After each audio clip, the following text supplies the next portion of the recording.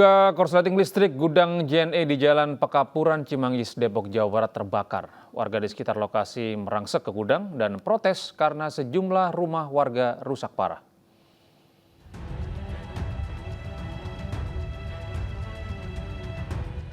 Gudang milik perusahaan ekspedisi pengiriman barang JNE di Cimanggis, Depok, Jawa Barat terbakar.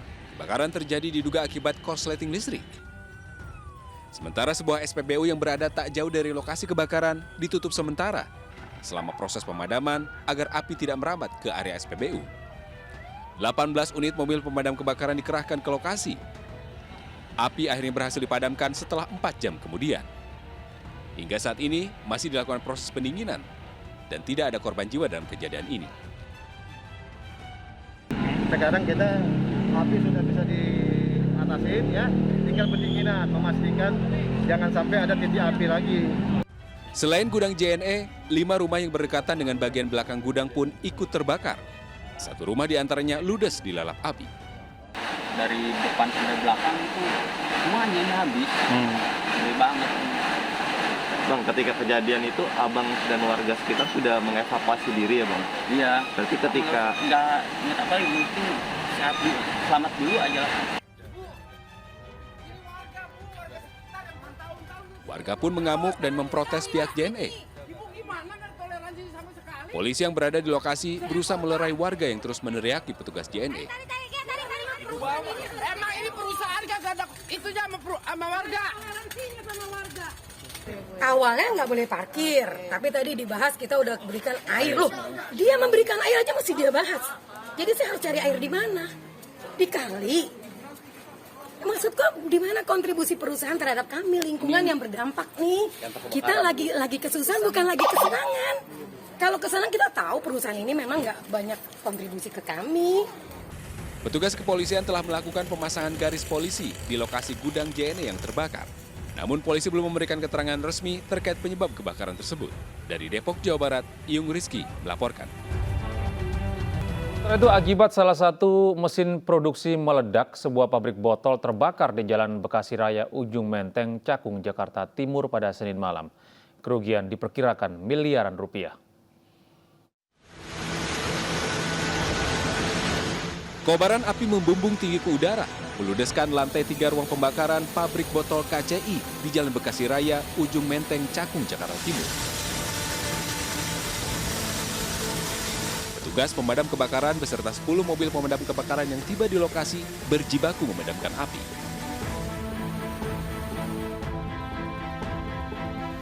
Api akhirnya berhasil dilokalisir dan didinginkan setelah 1 jam proses pemadaman. Apa ada korban atau tidak? Adalah mesin tungku, ya, mesin produksi lah. Ya. Untuk pengerahan unit ada 10 unit, ya 50 personil. Penyebabnya apa bang tadi dari hasil investigasi, dari hasil itu? Penyebabnya menurut informasi sementara adalah sedang produksi. Tidak ada korban jiwa maupun luka dalam kejadian ini. Namun kerugian diperkirakan miliaran rupiah. Dan kasus kebakaran ini dalam penyelidikan pihak Polsek Cakung. Dari Jakarta, Rio Manik melaporkan. Pemirsa, teka-teki jasad ASN yang ditemukan tak bernyawa di kawasan Pantai Marina, Semarang hingga kini belum terungkap. Polisi terus mendalami tewasnya seorang aparatur sipil negara yang menjadi saksi korupsi di Semarang, Jawa Tengah.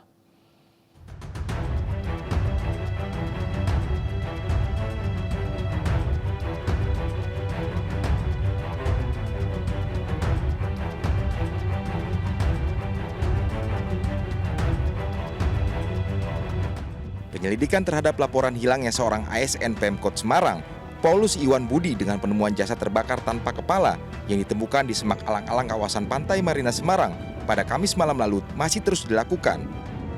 Polisi masih menunggu hasil forensik berupa sampel DNA dari keluarga Iwan Budi Prasetyo untuk dicocokkan dengan jasad yang ditemukan terbakar tanpa kepala.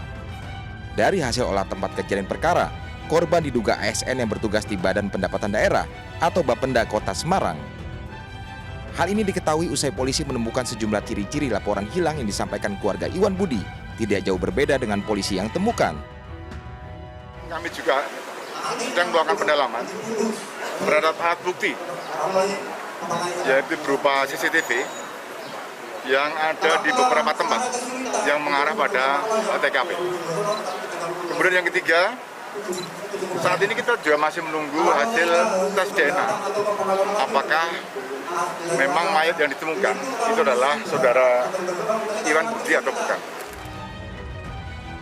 Selain uji sampel DNA, penyelidikan kasus ASN hilang dan penemuan jasad terbakar ini, penyidik juga masih melakukan pendalaman dengan memeriksa sejumlah saksi, baik saksi yang berada di lokasi tempat penemuan jasad, keluarga ASN, hingga rekan kerja di lingkungan Bapenda Kota Semarang. Penemuan jasad terbakar tanpa kepala ini diduga Iwan Budi, seorang ASN yang menjadi saksi korupsi pengalihan aset yang ditangani di Treskrimsus Polda Jawa Tengah. Dari Semarang, Jawa Tengah, Wisnu Wardana, iNews melaporkan. Komnas HAM dan Perempuan resmi menyerahkan hasil investigasi dan rekomendasi kasus pembunuhan Brigadir Yosua ke pemerintah melalui Menko Polhukam Mahfud MD. Setelah serangkaian investigasi, pengumpulan fakta, data, serta keterangan sejumlah pihak, Komnas HAM menyimpulkan telah terjadi extrajudicial killing terhadap Brigadir Yosua.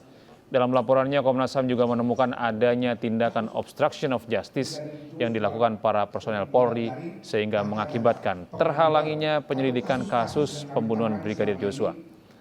Komnas HAM merekomendasikan agar Kapolri menyusun mekanisme pencegahan dan pengawasan berkala.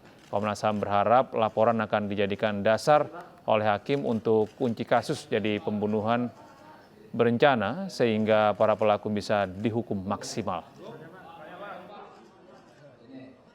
Kami berkesimpulan, pertama, bahwa telah terjadi extrajudicial killing yang dilakukan oleh dalam hal ini saudara FS terhadap almarhum Brigadir Joshua. Yang kedua, kesimpulan kami yang kami sangat yakin adalah telah terjadi secara sistematik apa yang kita sebut sebagai obstruction of justice yang sekarang juga sedang ditangani oleh penyidik maupun tim sus Mabes Polri. Dari dua kesimpulan pokok itu, maka kami percaya pengenaan pasal 340 yang dilakukan oleh penyidik itu dikunci oleh dua kesimpulan ini. Artinya terduga yang sebentar lagi mungkin akan maju ke pengadilan, kami berharap melalui prinsip fair trial, majelis hakim bisa memberikan hukuman yang seberat-beratnya atau setimpal kepada apa yang dilakukan sebagai satu tindak pidana. Kalau dari laporan ini juga memang sudah jelas tuh perencanaan pembunuhan pasal 340 dan 38, sehingga kalau Sambo itu tidak bisa mengelak. Nah, soal motif itu tidak harus ada, tapi boleh ada juga. Kadang-kadang kan hakim ingin tahu juga, karena kan motif itu apakah pelakunya ini orang sehat atau orang gila kan gitu, sehingga dicari motifnya. Kalau sudah tidak gila sebenarnya cukup, tapi mungkin apakah emosional atau terencana dan seterusnya itu terserah polisi, yang kita serahkan ke polisi ya yang mengolah itu, dan polisi kan tahu yang mana yang harus didalami, mana yang tidak. Saya juga enggak. Tersangka pembunuhan Brigadir Yosua, Bribka RR dan Baradae mengubah kesaksian mereka yang semula mengikuti skenario kini berbalik melawan atasannya Ferdi Sambo.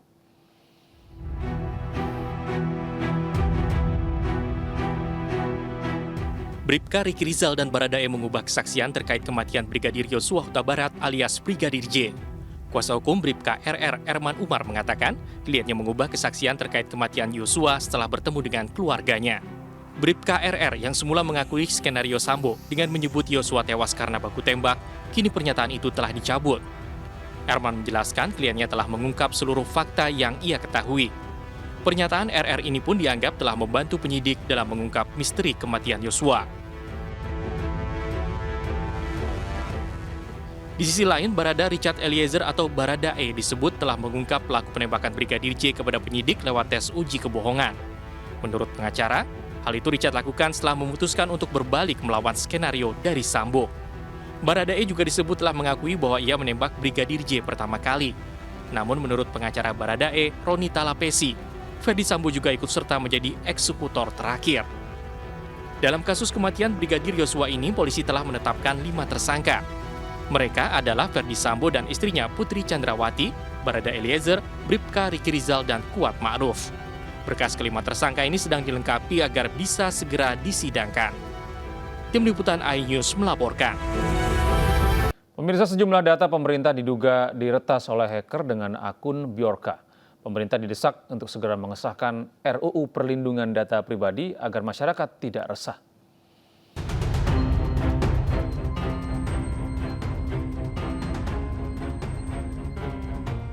Dalam 3 hari terakhir, akun dengan nama Bjorka menuai sorotan karena menyinggung berbagai persoalan di Indonesia. Mulai dari mengungkap otak pembunuhan aktivis HAM Munir hingga menyinggung pegiat media sosial Denny Siregar. Bjorka juga mengklaim telah membocorkan data-data dan dokumen dari Presiden Republik Indonesia, seperti dokumen Badan Intelijen Negara. Akun Bjorka pun sempat ditangguhkan. Terkait hal ini, Menko Polhukam Mahfud MD mengakui ada kebocoran data negara yang terjadi belakangan ini. Namun Mahfud menyebut data itu bukan dokumen rahasia karena bisa diambil dari berbagai sumber terbuka. Belum ada yang membahayakan dari isu-isu yang muncul itu kan itu yang sudah ada di koran tiap hari. Wah, ini ingin jadi presiden, ini begini, ini gini. Kan cuma itu aja. Nggak ada yang rahasia negara itu kalau saya baca dari yang beredar itu. Sehingga itu bisa saja kebetulan sama dan kebetulan bukan rahasia juga. Barangkali cuma dokumen biasa yang terbuka itu. Tetapi itu memang terjadi. Ya, misalnya di Dukcapil ada, di macam-macam lah di beberapa tempat. Sementara itu, Menteri BUMN Erick Thohir yang sempat disinggung Bjorka mengaku tak marah. Namun ulah hacker tersebut dianggap tak layak lantaran membocorkan data pribadi sejumlah pejabat publik Indonesia. Tentu saya tidak marah, karena itu merupakan data-data yang saya kira normal sebagai pejabat publik. Ya, tetapi tentu kita harus saling menghargai. Ya, karena data-data itu ada yang memang juga tidak layak untuk dipublikasi. Bukan data saya sudah. Dan saya berharap tentu tadi pemerintah bekerja sama, para hackers pun yang kebetulan merasa kurang diapresiasi, bicara juga mulai kepada pemerintah. Lanjut, Erick Thohir mengatakan, pemerintah akan memperbaiki sistem agar institusi, lembaga, dan lainnya tidak mudah diretas. Tim Liputan melaporkan. Ketua DPRD Kabupaten Lumajang, Jawa Timur, Anang Ahmad Syaifuddin mundur dari jabatannya setelah videonya tak hafal Pancasila viral di media sosial. Keputusan pengunduran diri dibacakan saat rapat paripurna pembahasan perubahan rencana anggaran pendapatan dan belanja daerah.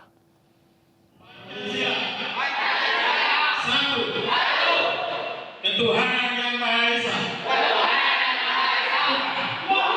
keadilan sosial bagi seluruh.